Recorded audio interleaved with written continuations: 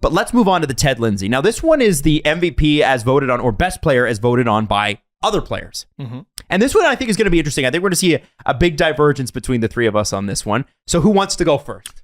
Okay. I think the person who should go first is... Okay, does anyone have an answer that isn't Matthews? No, I'm just going to say, go back 3 minutes and take what I said and then put it here if you want to hear why I think Auston Matthews should win the Ted Lindsay. So you got Matthews. Yeah. Adam. I have somebody different.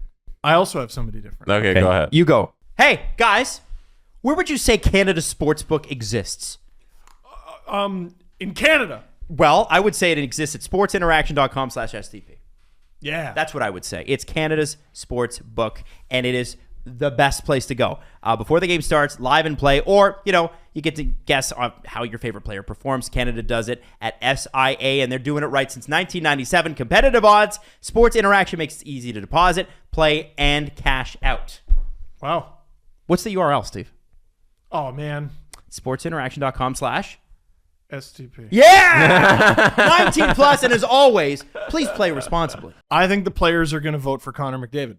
Interesting. It's not predicting what the players are going to do. It's who do you think? Who do you think? If you're the player, I'm not a player. If you are all the players and you get one vote, you get a vote in this. You're not a GM. Yeah. Like, what are you talking about? Okay, fine. Are you a general manager? Or do you have a vote at all? What the fuck is it? It's exercise.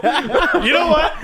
For the sake of entertainment, I'm going to argue for Connor McDavid then. Is that who you think should no, win it? Steve, who's As winning? a player in the National Hockey League, yes, I think that. That's your honest opinion. You're not just picking what you think the players will pick. Well, why are we asking about the Hart and the Ted Lindsay if I'm not allowed to have a different opinion? Well, what would you... Is that your honest opinion? Is it your my opinion? honest opinion was the Hart one, but I'm telling you what I think they're going to... No, your opinion, Steve, is Auston Matthews. Yeah, yes. Don't argue for the sake of arguing that if you think, they're going to pick Connor McDavid. No, your pick would have been your Auston pick? Matthews. If you were the NHLPA, you yourself, and all the NHLPA gets one vote and you get to choose it. Steve Dangle, right now as you sit here with your life experiences, even though you didn't play a single game in the NHL this year, somehow you're a part of the NHLPA. Your pick is who? I'd still pick Connor McDavid. Okay, now tell us why. Because the conversation begins with him. Okay. It always begins with him. Who, the year that he lost it because Taylor Hall won it and he wasn't even nominated, I think we galaxy brained it because we all went, okay, Connor McDavid's the best. Mm-hmm. Who could be the three best around him? And we came up with a list of 3 names. McDavid still ran away with the Art Ross. He let Huberdeau play with it for a little while, and then he went, got your nose, and he took it away in the easy way that only Connor McDavid can. He's still the standard. He's still the boogeyman that all defenses find under their bed when they're sitting in video sessions, when they are planning for the next game. It's Connor McDavid. He's terrifying. Yes. My vote is going to go to, if I am the one NHLPA vote and I'm voting, it's Johnny Gaudreau. Is that what you think? Holy shit, really? It's Johnny Gaudreau. You didn't even pick the right Alberta Can team. you read the Ted Lindsay, the whatever? Ted Lindsay What Award. is it supposed to be? It's presented to the most outstanding player as voted on by fellow members of the NHLPA. Player. Okay, make your case. Yeah. So my case is Johnny Gaudreau. And I know it's off the board, but I think that Calgary, you need to put some respect on Calgary's name. It's not that far off. But 115 points.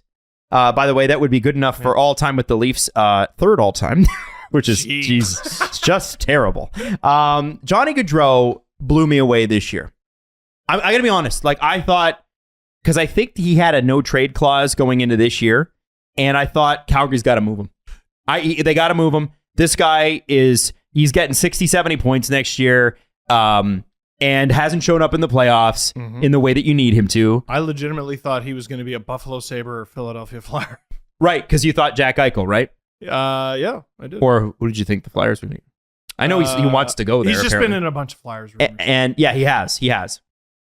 The thing with Johnny Gaudreau that I have been blown away this year by is obviously, 40 goals is pretty amazing. And 75 assists is also amazing. But how much of it came on outside of the power play and penalty kill? And I realize again, 5 on 5. He had 6 power play goals out of 40. That's it, eh? He had 56 even strength assists.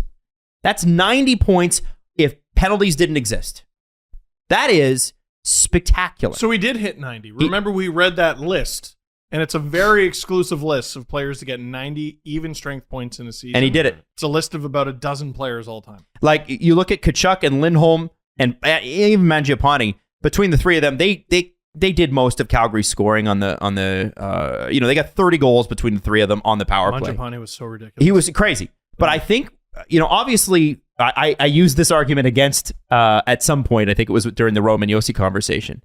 But when you look at the even strength contributions that Johnny gives, it's unbelievable.